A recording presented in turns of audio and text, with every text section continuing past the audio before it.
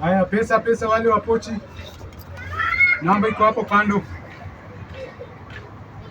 Watu wachangamke, wale wa cash. Kijana. Yes. Unaweza kuona ile namba vizuri? Sinaiona, sio ile pale 43 hivi. Niko na shida ya macho. Uone. Naomba uniwekee hiyo namba ili niweze kulipa. Ina shida.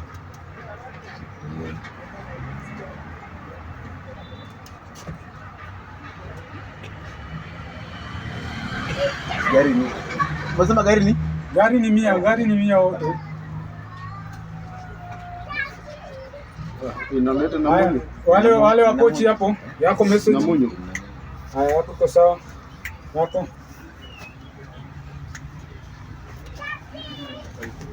Yako. Wewe unashuka una yako. Kaloleni hapo, Kaloleni. Mbao hapo. Shuka. Haya, jina italeta hapo Njoroge. Yako.